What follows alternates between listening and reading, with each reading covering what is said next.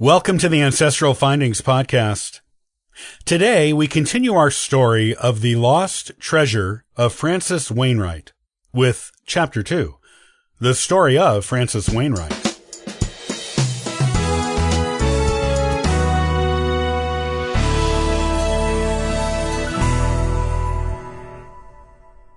The lawyer paused, looking up to make sure the Willock grandchildren were listening. He'd read this letter years ago when Mrs. Willock gave it to him for safekeeping, and knew just how important its contents were to all their futures. He needn't have been concerned. All 5 young people looked toward him expectantly, rapt with attention. The fact that something special had been set aside in their beloved grandmother's will, just for them together, was having an almost hypnotic effect on them. They were hanging on his every word. Good. This was how it should be. Returning his eyes to Mrs. Willock's letter, he pushed his wire-rimmed glasses back up on his nose and continued.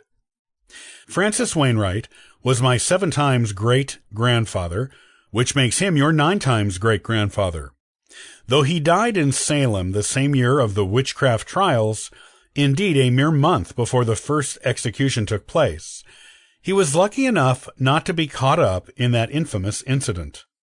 Oh no, my dear children, no villain was he. Francis was, in fact, a celebrated war hero, famous in the Massachusetts Bay Colony in his own time. He was one of the original English settlers of Massachusetts, coming in an early wave of the Great Migration. Born in approximately 1616 in Chelmsford, Essex, England, he immigrated to Ipswich, Massachusetts, in 1630, with Alexander Knight, a merchant with whom Francis was under an apprenticeship at the time.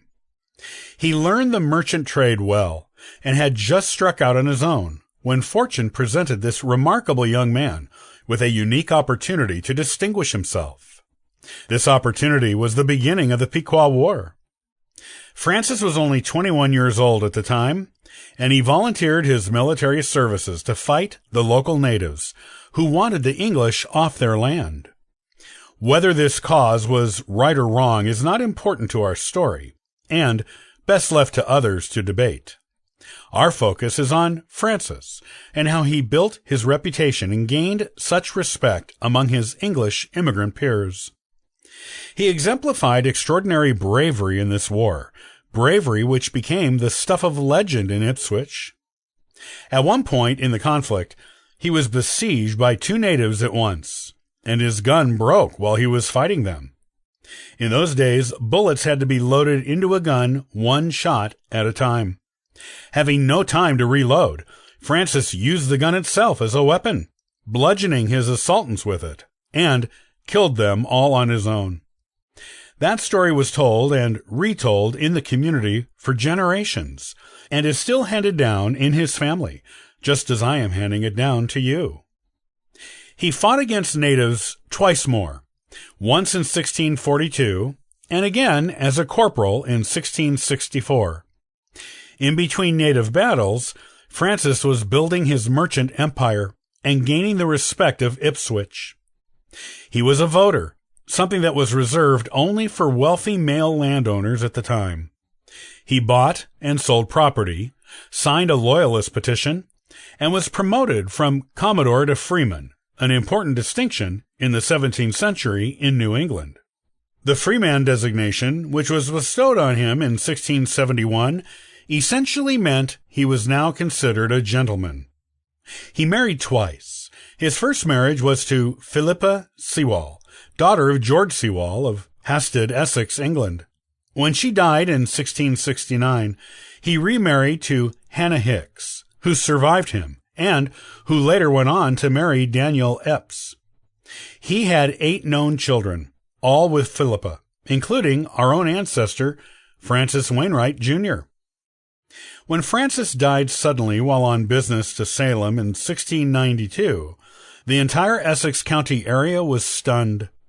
Though he was approximately 76 years old at the time, Francis was still hale and hearty, robust, energetic, strong, and in seemingly perfect health. He was buried in a large tomb in the ancient burying ground in Ipswich, one of the largest ones there from the 17th century. Francis was quite wealthy when he died, having made a considerable fortune in the merchant business.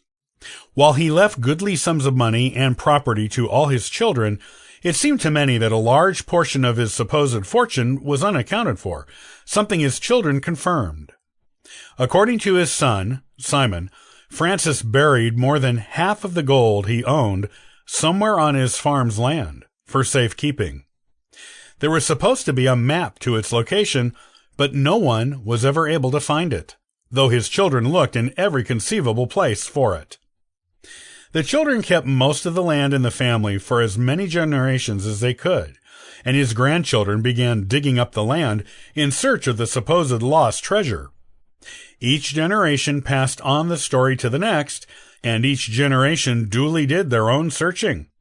It has been more than 300 years since Francis Wainwright died, and that treasure has never been discovered.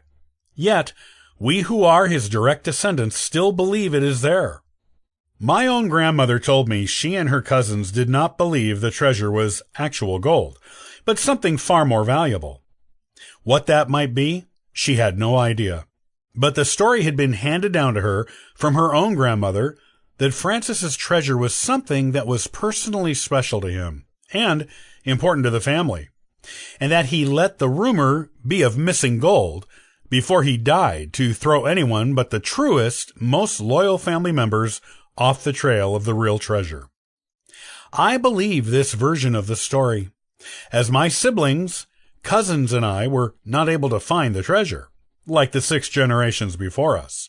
I leave the task to you, along with your first clue to get you started. May you be the generation who is finally victorious in discovering the treasure Francis Wainwright kept so carefully, lovingly hidden, even from his own children. Your loving grandmother always, Martha Jane Willick. Guys, we need to find this treasure. For Grandma, Christine, Mrs. Willick's eldest grandchild, said softly, not taking her eyes off the note in the lawyer's hands. Agreed, Emily, the youngest, affirmed, nodding. So where is the clue? The lawyer carefully put down the note and lifted the ancient daguerreotype once more, holding it aloft so they could all see it. Pointing to the elderly woman in 1850s finery looking sternly into the camera from so long ago, he smiled. It's right here. Allow me to show you.